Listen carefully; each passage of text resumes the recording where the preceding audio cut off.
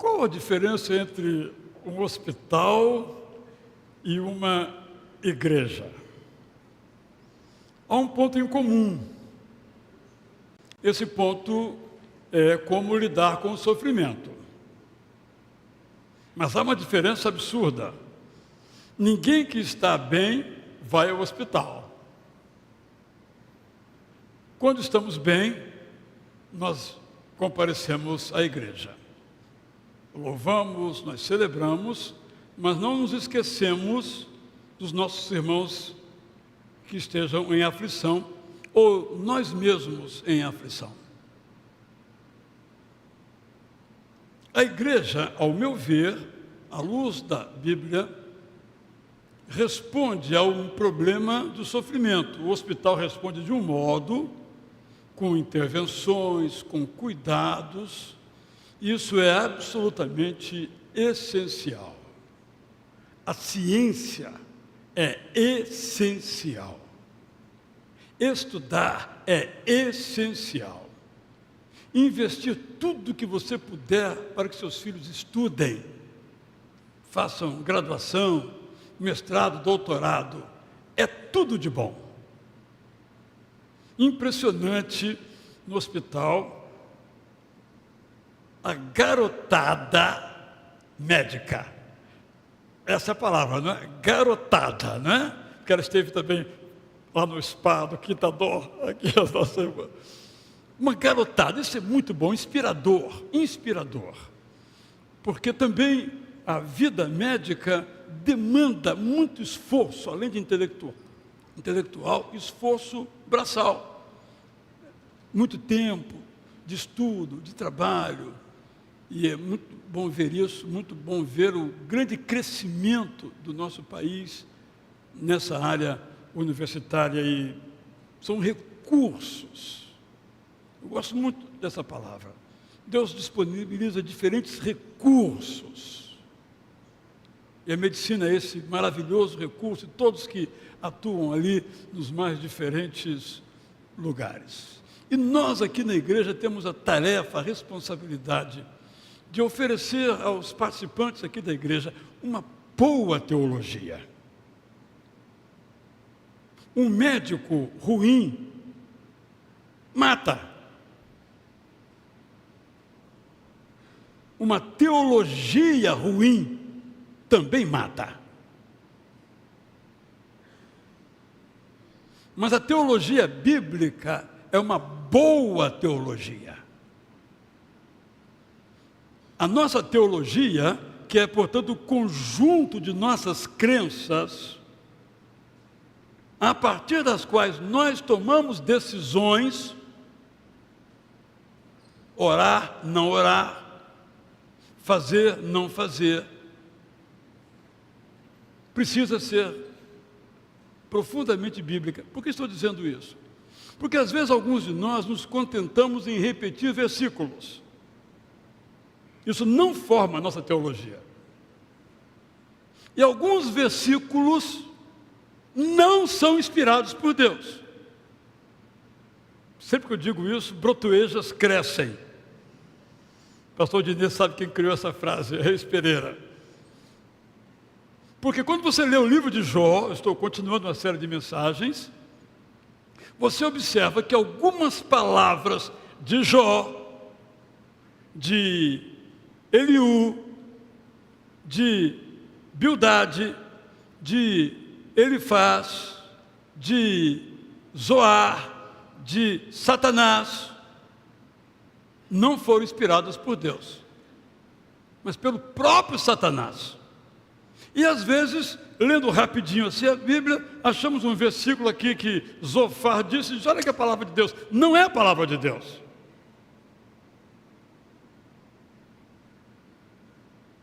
Deus inspirou para que fosse preservada essa palavra, para que nós, continuando a ler, como eu gosto de usar a imagem, abrindo o compasso e entendamos que aquelas atitudes, que aquela teologia dos 4 amigos de Jó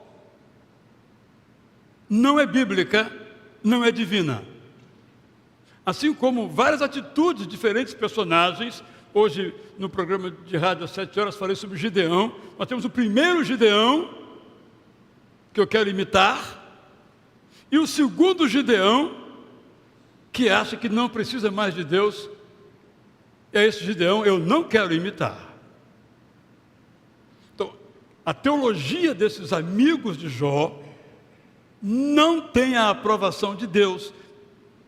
Porque quando nós continuamos a ler, nós vimos no capítulo 42, que Deus diz: eu vou matar vocês. Ele se dirige a Elifaz, o mais velho, e diz: eu vou matar você e os seus amigos. Os outros dois. Sobre Eliú ele não diz isso. Porque o que vocês falaram a meu respeito, a Jó, e o que vocês falaram sobre Jó a ele mesmo, não são verdades. E, na verdade, vocês aumentaram o sofrimento de Jó. Foram para consolar, mas em nenhum momento a sua própria palavra o seduziu. E eles começaram a dizer aquilo que Deus reprova, mas está ali o texto. Para que nós digamos, essa não é a nossa teologia. Então eu já comentei a teologia de Elifaz, já comentei a teologia de Bildade, e agora eu quero trazer a teologia de Zofar. Meu conselho a você, fazer como eu fiz. O que eu fiz? Eu peguei todo o livro, disse, e separei, aqui estão as falas de Elifaz, todas, e coloquei num arquivinho, todas juntas. Depois eu peguei tudo aquilo que Bildade, o segundo a falar, diz, e separei no outro bloco. E depois peguei o Zofar, tudo que o Zofar diz, no outro bloco. Eliú, está tudo num bloco só, separei. Também peguei todas as falas de Satanás, peguei todas as falas de Jó e todas as falas de Deus. Fiz um quadro mostrando como essas falas se interrelacionam. E basicamente, os três amigos de Jó, Eliú tem elementos positivos e negativos. As falas dos três amigos de Jó são todas falsas. Estou sendo bem enfático nisso, porque às vezes há pessoas que, com aspas, boas intenções, usam a palavra em nome de nos confortar, nos perturbam. Em lugar de gerar vida em nós, gera morte em nós. Adianta eu dizer a uma pessoa, por exemplo, que está com uma grave doença, que alguma coisa que ela mesma provocou, voluntariamente provocou, dizer, você está sofrendo porque você fez isso ou fez aquilo. Adianta em que isso? Mais sofrimento, porque a pessoa sabe que ela fez de errado. Precisa você agora dizer e depois pisar? Às vezes em nome de Deus? Deus está pesando a mão, por exemplo.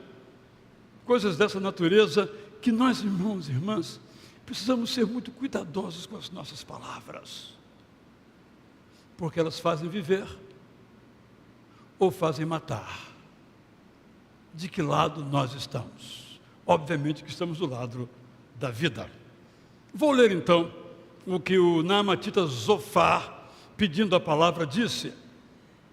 Jó 11, começando. Jó, você acha que suas palavras não serão respondidas? Pare de tagarelar. Quanto a nós, não vamos nos calar. O que você diz não faz o menor sentido. Seu erro vou agora lhe mostrar. Você acaba de dizer de modo bem insolente, eu sou íntegro, eu sou inocente. Você não sabe o que está dizendo. Seja humilde, deixe Deus lhe falar. Se você permitir que os perfeitos propósitos dele sejam apresentados a você, verá que está sendo ingrato. Na verdade, você está sendo punido por todos os seus pecados. Você pode os mistérios de Deus desvendar? Você consegue a perfeição divina alcançar? Jó, a sabedoria divina é muito elevada, está além de nossa compreensão. A sabedoria divina é muito profunda e não tem como ser pesquisada. O que você acha que pode? A sabedoria divina é muito ampla, está muito além de nossa imaginação. Quando julga alguém, Deus age com absoluta correção, ele percebe facilmente a falsidade, ele olha e logo enxerga a maldade. Deixe de ser tolo, Jó, você nunca será sábio, não há a menor possibilidade. Quantas vezes nós nos colocamos como defensores de Deus, como se ele precisasse de nossa defesa? Para você, Jó, só há um caminho. Se você se arrepender de verdade, levantar as mãos ao céu para orar, a maldade deixar de praticar e nunca mais a injustiça tolerar, você será perdoado e viverá seguro, sem medo de nada. Os sofrimentos de hoje serão para você coisas do passado. A sua felicidade será completa e nada de mal lhe acontecerá. Você poderá viver confiante. De dia a esperança o fortalecerá e de noite dormirá com tranquilidade. Você descansará sem que ninguém o perturbe, pois crescerá seu ciclo de amizade. Agora, se você não mudar de atitude, não haverá onde se refugiar, porque a morte o derrubará. Como se dizia antigamente, alguns mais antigos aqui conhecem essa expressão, muito amigo. Jó 20. Jó, eu preciso lhe responder e vai ser já. Tenho direito de resposta, porque você me repreendeu. Então escute o que eu vou lhe dizer. O amigo sofrendo, ele preocupado com o direito de resposta. Você sabe pela história que desde que o ser humano existe, a justiça sempre se faz. Por isso a vida do perverso é fugaz. Sua alegria é passageira e logo se desfaz. O perverso pode ser orgulhoso, achando-se de todos o maior, como se não houvesse ninguém melhor. Seu destino, porém, é o chão onde seus ossos apodrecerão. Seus conhecidos perguntarão onde ele foi parar. Será como um sonho que se passa ou como um pesadelo que se esquece. Nas praças não estará, em sua casa não habitará. Até seus descendentes reconhecerão que a riqueza que herdaram veio da opressão e parte desse dinheiro aos pobres devolverão. Na sua juventude o perverso era forte, mas agora está perto do tempo de sua morte. Agora ele se alegra na maldade, que procura habilmente esconder. Ele se diverte na perversidade, da qual incrivelmente tira seu prazer. Depois, porém, sua alegria será tristeza. A boa comida será um veneno consumidor e tudo que comeu por ordem de Deus terá que rapidamente vomitar. Quem com a mentira se enriquece, com a mentira se empobrece. Pelas suas belas propriedades não passeará, com seus bens não se deliciará. Tudo o que conquistou devolverá. Nada mais lhe dará prazer. Sabe por quê? Foi porque os pobres ele oprimiu e o clamor dos oprimidos não ouviu. Sua cobiça era ilimitada, mas agora ela não lhe serve para nada. Ele tudo quis, mas sua riqueza não durará. Tinha tudo para ser feliz, mas é a angústia que o acompanhará. O perverso acha que tudo lhe vai bem, mas Deus lhe mostrará que está irado e o castigará pesado. Se ele tentar fugir, será atacado no caminho. Ele faz tudo para se livrar, mas é inútil o seu esforço. A divina força o deixará apavorado. Seus bens serão saqueados, o castigo divino o consumirá. Se alguma coisa sobrar em sua casa, Deus o destruirá. Todos a maldade do perverso verão, todos atacá-lo desejarão, todo o seu dinheiro será tomado. Quando Deus se apresentar para julgar, é assim que Deus os perversos trata. Para eles é isso que Deus decreta. Quem é o perverso aqui? Jó, segundo Zofar. 26, 5 e 6. Jó, Deus sabe todas as coisas. Ele sabe como as pessoas vivem. Ele sabe onde os mortos estão. Portanto, nada acontece sem a sua autorização. A terra, por Deus criada, pairou sobre o nada. Ele cuida das nuvens de perto para que chova no momento certo. Deus estabelece os limites do mar para que as águas não invadam as cidades. A natureza toda o contempla e diante de tanta força se espanta. Em seu poder, ele domina o mar. desde a superfície até o mais profundo lugar. Quando ele fala, a tempestade tem que se calar. O que vemos é que ele nos permite ver, porque muitas coisas outras ele pode fazer. O que ouvimos é apenas um exemplo do seu poder, que é absolutamente imenso. Essa é a teologia de de Zofar. Por isso nós precisamos cuidar da nossa teologia. Como eu disse, é com ela que nós interpretamos os fatos. É com ela que nós oramos. É com ela que nós cantamos. E aqui eu quero salientar poucas coisas. O texto é muito claro a respeito de uma teologia que mata. O legalista quer ter o direito de resposta. Jó, ardendo em febre, consumido pelos temores, angustiado, fala palavras devidas e indevidas, e o seu amigo quer direito de resposta.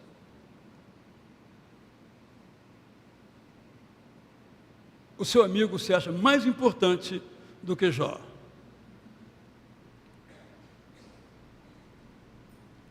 É algo para a gente pensar, né? Por que eu preciso ter a última palavra?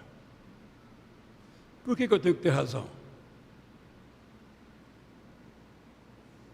A nossa teologia, diferente da teologia de Zofar, tem que ser um exercício de amor. Todos nós, constantemente, temos que repensar a nossa teologia. Quero dizer aos irmãos que a minha teologia tem passado por diferentes momentos. Com reflexões sobre temas sobre os quais nunca pensei. Por exemplo, o que diz a Bíblia sobre animais de estimação? Já preguei alguns sermões sobre isso. Tema inexistente na teologia. Mas hoje os animais fazem parte da nossa família. Até juridicamente já vem sendo reconhecida essa condição. Todo mundo tem um animalzinho em casa, todo mundo, é claro, uma força de expressão. Ele está doente, podemos orar por ele ou não? Não é? Então nós temos que... Porque a gente foi acostumada com uma teologia, não é? Aprendeu dos avós, no meu caso, dos pais, no meu caso, no seu caso, não sei. Mas será que está certo isso? Eu sempre cito o caso da depressão, né? O que é que nós aprendemos sobre depressão? O que minha avó dizia sobre depressão? Falta de vontade própria, falta de amor próprio. Levanta daí, só levantar. A gente aprendeu isso. Depois ouvimos que não é assim, mas a nossa cabeça não fez a mudança. Até quando vamos orar para uma pessoa em depressão, nós oramos como nossa avó orava. Porque não reconhecemos que a depressão é uma doença. Pensamos nela, como nossos avós, apenas como uma decisão que a pessoa toma: vou ficar deprimido e não quero mais me levantar, não quero mais trabalhar. Por exemplo, nós temos que repensar. Temos que repensar a nossa teologia sobre o céu. Já acontece aqui algumas vezes. Quando morria alguém, eu pregava assim: no céu não vamos nos reconhecer uns aos outros. Tudo novo. Aí o irmão começou a me perturbar. Ele era viúvo. Ele disse: eu não vou ver a fulana nunca mais? Eu falei: não. Mas durante uns 10 anos ele me perturbava. Sempre que eu dizia: eu não vou ver mais a fulana, eu falei: não. Eu tive que repensar minha teologia. Eu acho isso muito bom. E aí eu comecei a ler o texto bíblico e encontrei, embora por inferência, indiretamente, uma referência de que vamos nos encontrar. E que a nossa memória lá será uma memória glorificada, isto é, não vamos nos lembrar da cirurgia de diverticulite da Rita, não vamos nos lembrar, porque isso não é boa lembrança, só vamos lembrar das coisas boas que nós vivenciamos aqui. É uma caminhada teológica, não uma coisa fixa, irmãos, que à luz de experiência nós vamos crescendo. E os amigos de Jó tinham uma teologia formada. Aquilo que Jó vivia dava um nó na teologia deles. O que eles fizeram? Eles mantiveram a teologia e massacraram Jó. Menciono. Quer torturar alguém? Fala como Zofar diz: olha, o que você está passando aí são os perfeitos propósitos de Deus. O quê? Eu estou no hospital, estou fazendo radioterapia, estou vendo a minha filha morrendo, ou a minha mãe morrendo. São os propósitos de Deus. Um dia você vai compreender os propósitos de Deus. Não tem propósito no sofrimento, é sofrimento. Não tem propósito. Mas a gente, por nosso esquema teológico, os propósitos de Deus. Que propósito? Quem perde um filhinho com 1 ano, ou quem perde um filho no ventre, não tem propósito. Mas Zofar achava que tudo aquilo que Jó passou, perdeu seus filhos, perdeu seus bens, perdeu tudo, perdeu sua própria saúde, era um propósito de Deus. Então cala a boca e espera, garoto. Não. Tanto não que Deus disse: vou matar Zofar. Estava tão certo que Deus disse: vou matar Zofar. Quando nós lemos Zofar, nós também lemos que ele exalta isso, que a justiça no mundo é uma realidade.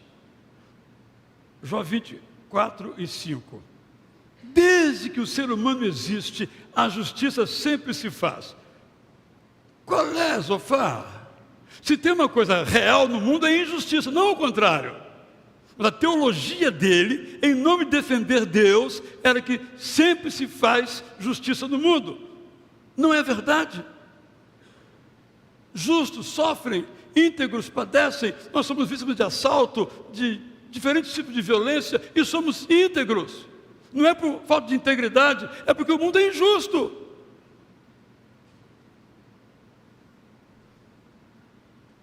Outra teologia de Zofar é que todo o sofrimento pelo qual nós passamos é consequência do nosso pecado, porque Deus é implacável. Tem gente que adora essa palavra implacável.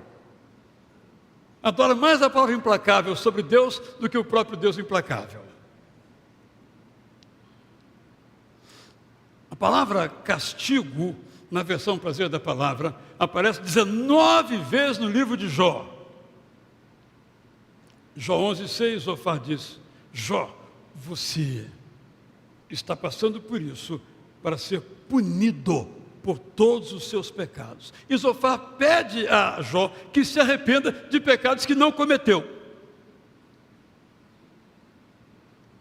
Tem um pecado oculto aí. Pecado oculto? Deus diz que Jó era íntegro. Na boca de Deus, em nenhum momento ele diz que Jó é culpado de alguma coisa. Em nenhum momento ele diz que está castigando Jó. Em nenhum momento. Só os amigos de Jó, inclusive, parcialmente Eliú. O resumo da teologia zofarita é a seguinte: quem é fiel a Deus não sofre. Só quem é infiel. Jó 11:17-20. Aquele que é fiel a Deus terá uma felicidade completa e nada de mal lhe atingirá. Você poderá viver confiante, de dia a esperança o fortalecerá e de noite dormirá com tranquilidade. Você descansará sem que ninguém o perturbe.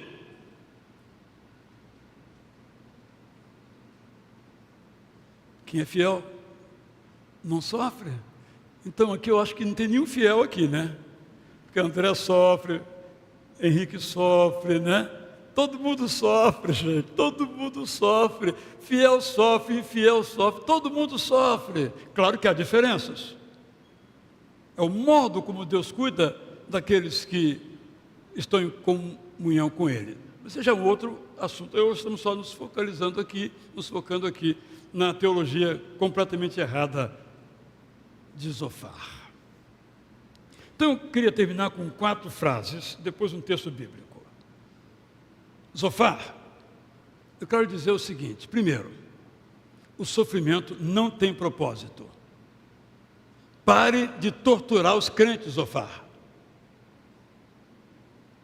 Tem muito crente que é torturador dos seus irmãos em Cristo. Zofar, encarnado. Zofar, o mundo não é justo.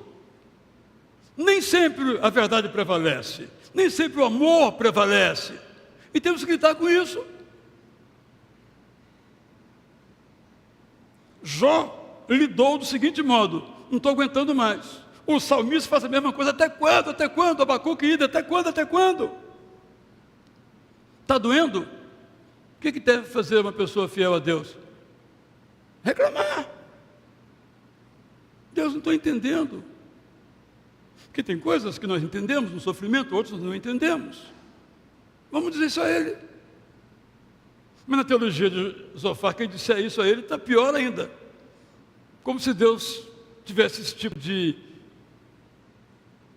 conceito acerca de si mesmo. Então, nem sempre a reclamação é ingratidão. Quando Deus condena a ingratidão no Antigo Testamento, não é porque eles estavam reclamando do sofrimento, é porque eles não estavam reconhecendo tudo aquilo que Deus fez antes. Agora, por causa de um cisquinho no olho, diziam que Deus não cuidava deles. Esse foi o problema. Mas, Senhor, não estou entendendo nada, não estou gostando disso, para com esse negócio da minha vida, como já fez, é totalmente legítimo. Eu e você podemos ter dificuldade com a crítica, mas Deus eterno não tem esse problema, não, pode ficar tranquilo. Pode dizer, abrir o seu coração com franqueza, como Jó fez, com sinceridade na alma, como Jó fez. E depois ele reconhece que compreendia parcialmente. Então, Zofar. Agora que Deus restaurou Jó, como lemos no capítulo 42, arrependa-se do que você disse, mude a sua teologia, para tanto, leia a Bíblia toda e descubra que Deus não é implacável, mas cheio de amor. A nossa teologia, simples assim: Deus é amor. Abre Gênesis, Deus é amor. Vai a Apocalipse, Deus é amor. Passe pelas histórias, Deus é amor. Passe pelos ensinos de Jesus, Deus é amor. Passe pelos salmos, Deus é amor. Tanto é que o nosso versículo predileto, João 3,16, é sobre o amor de Deus. Não pode haver lugar nem no meu coração, em relação a mim mesmo, nem em relação ao outro, espaço para um Deus que não ame, porque um Deus que não ama não é o Deus de Jesus Cristo, não é o Deus da Bíblia. Eu quero terminar então com Efésios capítulo 3, 14 a 21. Um texto absolutamente arrebatador. Arrebatador. O apóstolo Paulo realmente, eu brinco dizendo, pastor Dinê, que o único defeito do apóstolo Paulo está na Bíblia. Porque se não estivesse na Bíblia, o mundo inteiro o estudaria. Não há nenhum filósofo mais profundo do que Paulo. Nenhum poeta em prosa mais completo do que Paulo. 1 Coríntios 13, por exemplo. Mas Jó está na Bíblia. Vamos sair, está na Bíblia, né? Mas olha o que está na Bíblia. Efésios 3, 14 a 21. Por tudo isso eu oro assim: Pai, eu me ajoelho diante de ti, que de nós fazes uma família para te pedir pelos meus irmãos. Pai, segundo o poder que tens, conceda-lhes a força que precisam para ficarem firmes, graças à presença do Espírito Santo no coração de cada um. Conceda-lhes confiança que precisam, para que seja profundo e inabalável o amor que sentem uns pelos outros. Conceda-lhes a inteligência que precisam, para que consigam conhecer toda a extensão do amor de Cristo, que está além da compreensão natural, e para que vivam a vida como desejas. Pai, por causa do poder que tens, poder que conhecemos pessoalmente, sabemos que és completamente capaz de fazer por nós muito mais, infinitamente mais, do que desejamos ou pedimos quando oramos. Ó Deus eterno, a Ti somente exaltamos, desejando que a igreja, em nome de Cristo Jesus, te exalte. Sim, que todos te exaltem, hoje e para todos sempre, e todos digam amém. Esse é o Deus que você crê. Não deixe que Zofar buzine no seu ouvido outra teologia, porque a teologia em que o autor, inclusive, diz que Deus de tal modo ama, que Deus é amor. É nisso que temos que crer, porque é isso que nos sustenta. É isso que temos que dizer aos outros, porque isso é o que os alimenta. Se uma verdade for dita sem amor, não é verdade. Deus nos ajude, enquanto nós cantamos essa música sobre o amor de Jesus. Porque tudo que nós fazemos, tudo que nós vivemos, toda a nossa teologia, toda a nossa oração, tem que advir, tem que se fundamentar naquilo que Cristo fez, faz, viveu e vive. Em pé, cantemos.